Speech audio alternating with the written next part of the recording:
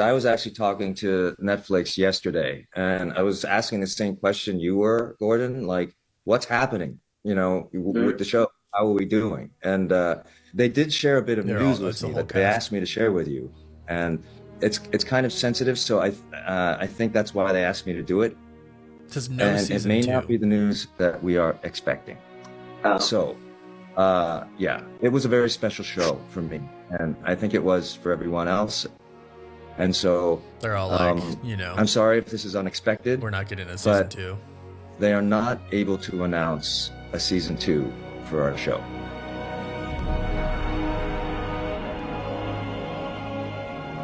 But they did say something else to me that I think was really important. They said they're not able to announce a season two because they would like to announce season two and three being renewed.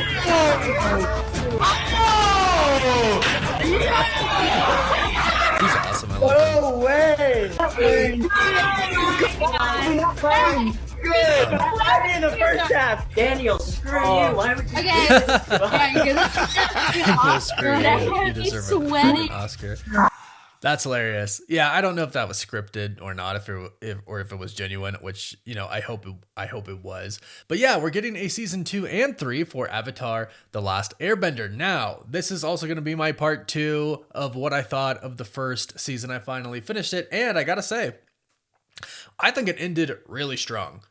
I really do. I think it started off a little rocky.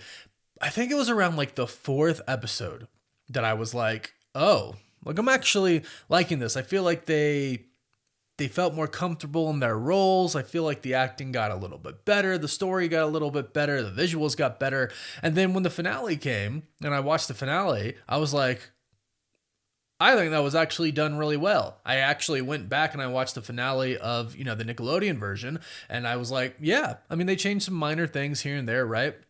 The pacing, like the structure of it was obviously thrown off, but I was okay with it. And overall, I think the finale was a really good finale. It was really strong, and I would probably give like the first season like a 7.5 out of 10. Like I actually really enjoyed it by the end. In the beginning, it was rocky for me. I'm not gonna lie, and I was like, oh, people are talking about canceling it if it's not that good, but I think a lot of people had time to watch it now, and a lot of people that I've seen online have been talking, and they're like, yeah, it ended really strongly, and I really, really like it. Now, of course, with the announcement of season 2 and 3 being renewed for Netflix, everybody's saying basically the same thing. Toph, Toph, Toph. Everyone is just like, now we get Toph. And I'm really excited.